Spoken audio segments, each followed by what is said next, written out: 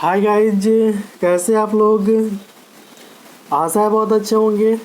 तो एक बार फिर से स्वागत है आपके अपने ही channel best VFS stock market में। तो देखिए, एक छोटा सा पेनी स्टॉक है और करंट प्राइस है 79 रुपया 79 रुपीज और इसका बुक वैल्यू है 537 रुपया और प्रोमोटर होल्डिंग 69% है।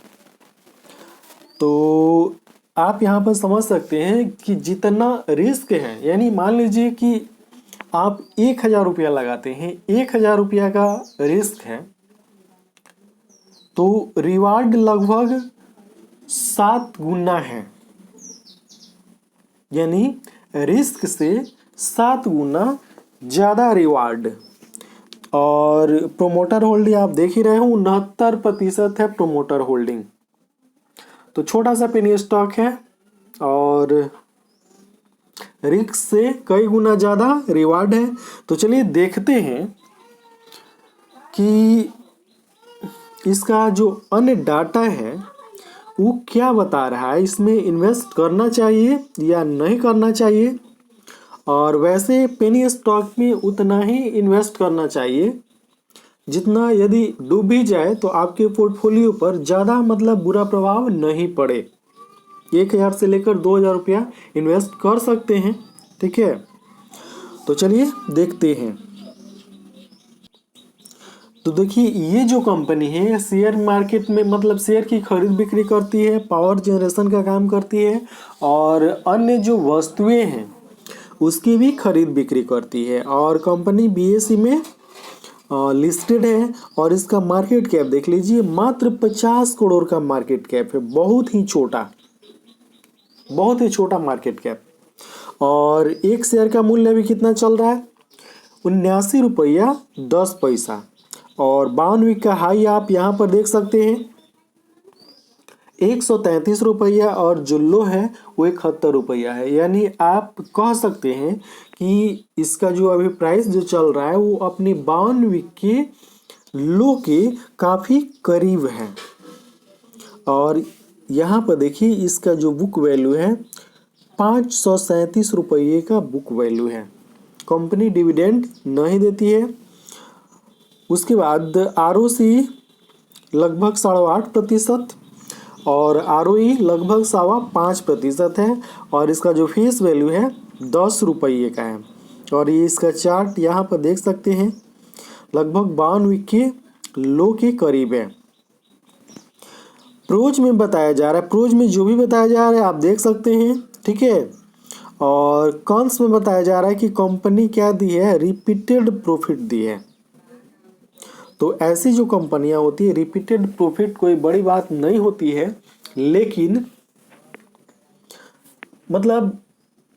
छोटा सा अमाउंट निवेश करना चाहिए, ज़्यादा बड़ा नहीं, ठीक है। छोटा सा अमाउंट जाएगा तो कोई बात नहीं, लेकिन आएगा तो अच्छा पैसा आएगा।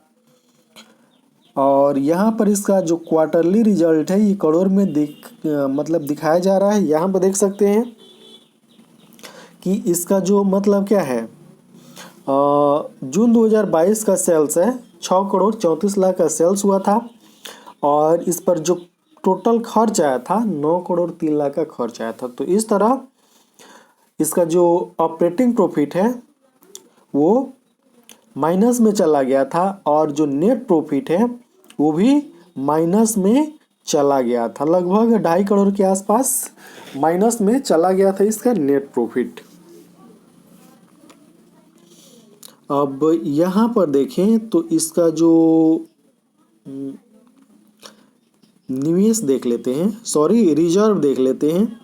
तो मार्च 2022 के डाटा के अनुसार इसके पास जो कुल रिजर्व है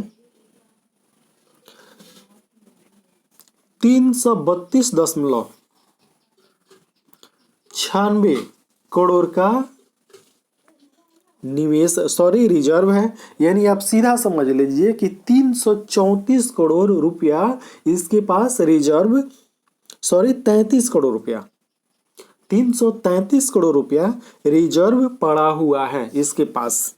और जो बोरोविंग है मात्र 62.5 करोड़ रुपया बोरोविंग है, यानी कर्ज है।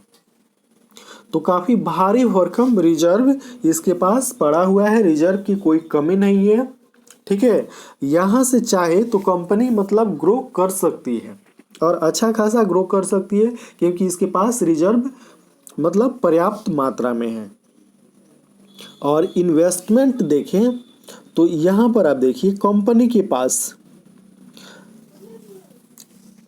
लगभग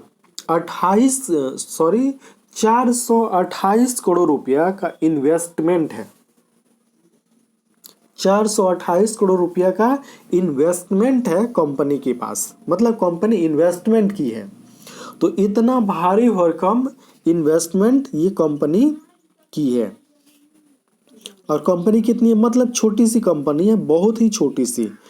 और शेयर होल्डिंग पैटर्न देखें तो यहाँ पर देखिए शेयर होल्डिंग पैटर्न, प्रोमोटर के पास 69.07% की होल्डिंग है। जो DII वाले हैं लंबे समय से 0.02% की होल्डिंग बनाए हुए हैं। और जो गवर्नमेंट है उसके पास भी क्या है, 0.02% की होल्डिंग है। और पब्लिक के पास कितना है, 30.9% की होल्डिंग है पब्लिक के पास। तो होल्डिंग के मामले में देखें तो सरकार भी इसमें क्या है, होल्डिंग लेकर बैठी हुई है। DII वाले भी होल्डिंग लेकर बैठे हुए हैं। और प्रोमोटर के पास जितना होल्डिंग होना चाहिए, ठीक है, उतना होल्डिंग है। और यहाँ पर देखें तो प्रोमोटर पिछले कई क्वार्टर से अपनी होल्डिंग मतलब बढ़ाते गए हैं। कई क्वार्टर से देखें तो होल्डिंग बढ़ाते गए हैं। अब कंपनी का नाम दिखा देते हैं। तो कंपनी का नाम है धूत इंडस्ट्रियल फाइनेंस लिमिटेड।